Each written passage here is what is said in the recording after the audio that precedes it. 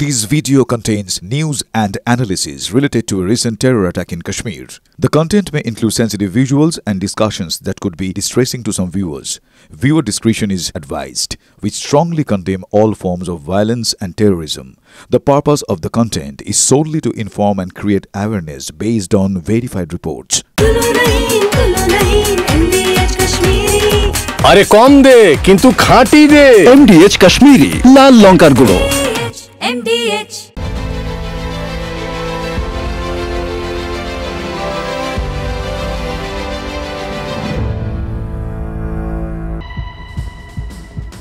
आज गोटा भारतेर जन्य एटाई सबथेके बड़ खबर।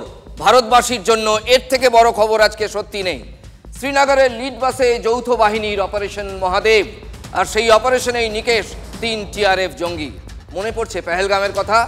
এরাই ছিল সেখানে, দুজন তো প্রত্যক্ষভাবে ছিল, এমনই সূত্রের খবর। তবে সবথেকে বড় খবর, অপারেশন মহাদেব খতম। পেহেলগাঁও হামলার মাস্টারমাইন্ড এই অপারেশনে, পেহেলগাঁও জঙ্গি হামলার মাস্টারমাইন্ড খতম। অপারেশন মহাদেবে নিকেশ সুলেমান মুসা।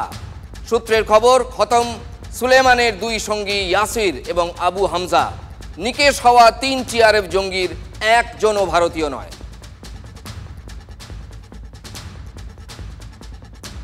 22 এপ্রিল সেদিন পেহেলগাঁওয়ের বৈসরন ভ্যালিতে প্রাণ দিতে হয়েছিল 26 জনকে। সেই ঘটনার 14 সপ্তাহ পর এবার অপারেশন মহাদেব, যৌথ বাহিনীর অপারেশনে নিকেশ পেহেলগাঁও হামলা মাস্টারমাইন্ড সুলেমান মুসা। ওদিকে যখন উপত্যকায় অপারেশন মহাদেব চলছে, এদিকে দিল্লিতে তখন সংসদে অপারেশন সিঁদুর নিয়ে আজকেই ছিল প্রথম দিনের আলোচনা। সীমান্ত পেরিয়ে কিভাবে ঢুকেছিল এই জঙ্গিরা, পেহেলগাঁও কাণ্ডে গোয়েন্দা ব্যর্থতার অভিযোগ এবার সংসদের ভেতরে তুললেন বিরোধীরা। রাজনাথ সিং এর অপারেশন সিঁদুরের জয়গানের মাঝেই বিরোধীরা সরব। अध्यक्ष महोदय, 7 मई 2025 को रात्रि 1:05 भारतीय सशस्त्र बलों ने ऑपरेशन सिंदूर प्रारंभ किया। पूरा ऑपरेशन मात्र, अध्यक्ष महोदय, जानकर पूरे सदन को प्रसन्नता होगी कि विदिन 22 मिनट्स पूरा ऑपरेशन समाप्त हो गया और हमने आतंकवादियों को उनके घर में घुसकर मारा। यह सिंदूर की लाली शौर्य की कहानी है, भारत के मस्तक पर वीरता की निशानी है। यह ऑपरेशन केवल पाज किया गया है, स्थगित किया गया है। यह ऑपरेशन समाप्त नहीं हुआ है। और ये अब भी कह रहे हैं कि ऑपरेशन सिंदूर कंप्लीट नहीं हुआ, अधूरा है, क्योंकि कल को जाके दोबारा पाकिस्तान कर सकता है। ये खुद कह रहे हैं, ये खुद कह रहे हैं। আপনি মাননীয় প্রধানমন্ত্রী, আপনি হাউসে বলেছিলেন 2014 সাল থেকে শুনে আসছি যে আপনি পাহারাদার, ভারতবর্ষের পাহারাদার। আপনি এমনই একটি পাহারাদার যে 4 জন টেররিস্ট ঢুকলো, গুলি করে মেরে দিয়ে 26 জনকে মেরে দিয়ে চলে গেল, টাক টাক টাক টাক করে বাইরে বেরিয়ে চলে গেল। বাহ, কি পাহারাদার আমার। সংসদের অধিবেশনে উত্তাপ, সেটা খুব স্বাভাবিক ব্যাপার যে সংসদের অধিবেশনে এই নিয়ে আলোচনা হলে রাজনৈতিক উত্তাপ থাকবেই। বিরোধীদের নিশানায় সরকার। কেন স্থগিত করা হলো অপারেশন সিঁদুর, বারবার গলা তুলেছেন বিরোধীরা। भारत ने कार्रवाई इसलिए रोकी क्योंकि कॉन्फ्लिक्ट के पहले और उसके दौरान जो भी पॉलिटिकल और मिलिट्री ऑब्जेक्टिव्स तय किए गए थे उसे हम पूरी तरह से हासिल कर चुके थे। आज उन्होंने खुद कहा कि हमारा मकसद जमीन लेने का नहीं था। क्यों नहीं था? पाकिस्तान ऑक्यूपाइड कश्मीर अगर आज नहीं लेंगे तो कब लेंगे? আজকে উড়িয়ে পাকিস্তানকে, এই তো সময়। আমরা তো সবাই আছি প্রধানমন্ত্রীর সঙ্গে, সবাই তো বলেছি, সবাই অধীর আগ্রহ অপেক্ষা করছে যে আজকালের মধ্যে পাকিস্তানের পাক অধিকৃত কাশ্মীরকে আমরা দখল করে নিয়ে আসবো। হঠাৎ 3:30টার সময় শুনলাম সিজ ফায়ার। इसलिए यह कहना, यह मानना कि यह ऑपरेशन किसी दबाव में रोका गया था, यह बेबुनियाद है और सरासर गलत है। ये আবার কি?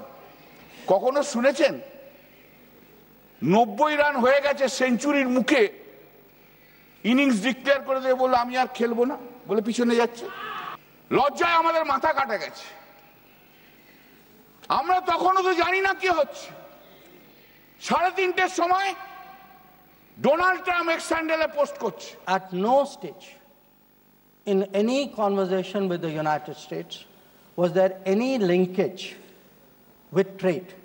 अगर पाकिस्तान वाकई में अपने घुटने टिकने के लिए तैयार था तो आपने क्यों रुका, आप क्यों रुके और किसके सामने आप झुके, किसके सामने आपने सरेंडर किया?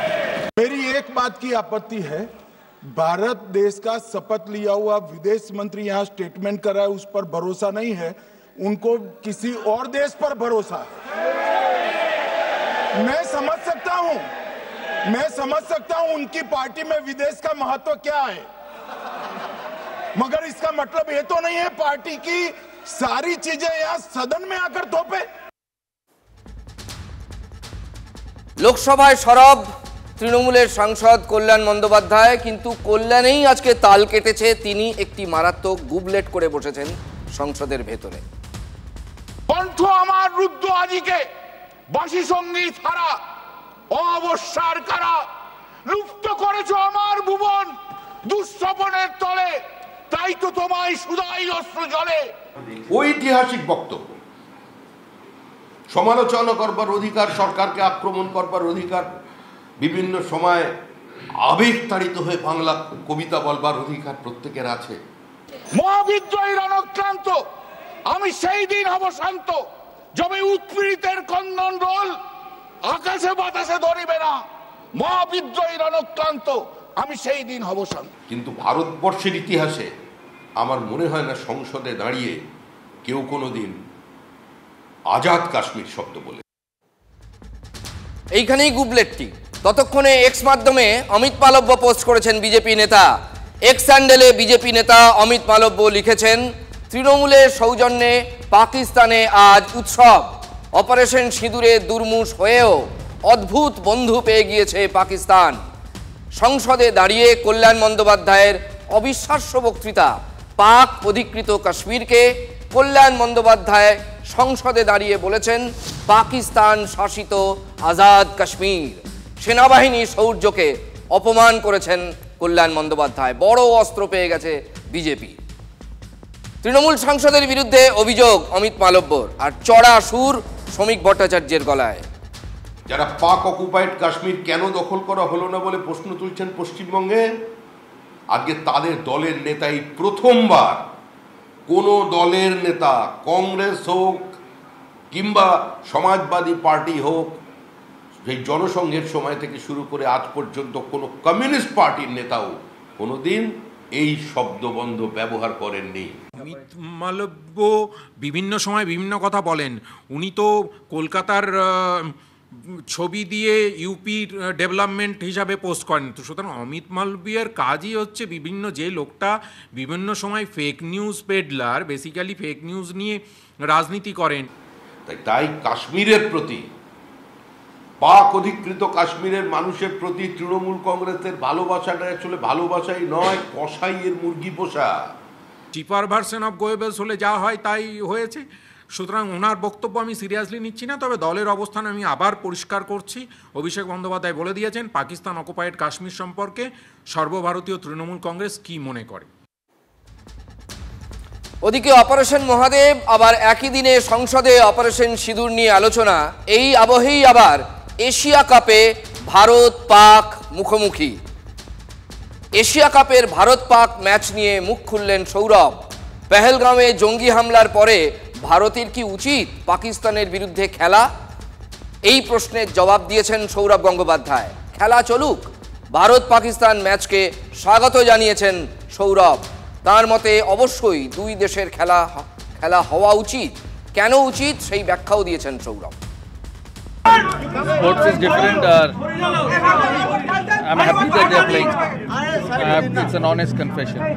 Pahalgaon should not happen. Death should not happen. But sports is sports. So, हमारे मते ठीक है जी. Game should go on. पहले भी इंडिया पाकिस्तान न्यूट्रल वेन्यू पे होता था. बाइलैटरल्स तो बहुत समय से बंद है. न्यूट्रल वेन्यूज पे होता है. সৌরভের কথা থেকেই স্পষ্ট তিনি সন্ত্রাসবাদের বিরুদ্ধে হলেও ভারত পাক খেলা বন্ধ করার বিরুদ্ধে নন। Should not happen. Death should not happen. But but sports is sports, so আমার মতে ঠিক আছে, game should go on. Sourav Gangopadhyay আমার মনে হয় পলিটিক্যাল, মানে উনি জানেন না, খেলা নিয়েই ব্যস্ত থাকেন, ওই জন্যই সারাক্ষণ মানে ভারত পাকিস্তান সম্বন্ধে এই যে অপারেশন সিন্দুর হলো, এই যে এত কিছু হলো, এই বিষয়ে সিদ্ধান্ত নেয় দেশের সরকার। যখন দুটো দেশের মধ্যে আন্তঃরাষ্ট্রীয় বিষয় আসে তখন সেখানে আমরা দল হিসেবে দেশকে প্রাধান্য দিই, আমরা দল হিসেবে সবসময় দলের থেকে দেশের পতাকাকে বড় বলে মনে করি। এবং নানা সময় দেখা গেছে যে পারস্পরিক বিরোধ থাকা সত্ত্বেও খেলা খানিকটা বিরোধ কমাতে সাহায্য করে, ফলে সেই মনোভাবটা সাধারণভাবে সত্য, বাস্তবের বিবেচনায় তাকে দেখাটা উচিত। पहले भी इंडिया पाकिस्तान न्यूट्रल वेन्यू पे होता था, बाइलैटरल्स तो बहुत समय से बंद है, न्यूट्रल वेन्यूज पे होता है। আমরা দেখতে পাই যে যাকে উনি সাপোর্ট দেন সেই দলের সাংসদই গিয়ে অপারেশন সিন্দুর নিয়ে বলে এসছেন অভিষেক বন্দ্যোপাধ্যায়, উনি জানেন না সেই বিষয়ে, সেই জন্য এই ধরনের কথাবার্তা, মানে অপরিপক্ক কথাবার্তা উনি বলছেন। আমার মনে হয় সবসময় সরকারের পাশে, দেশের সরকারের পাশে, বিজেপির পাশে কখনোই নয়, দেশের সরকারের পাশে আমরা এই উত্তেজক পরিস্থিতিতে দেশের একজন নাগরিক হিসেবে নিশ্চিতভাবে আমরা সবাই রয়েছি। এই বিষয়ে শেষ সিদ্ধান্ত দেশের সরকার নেবে।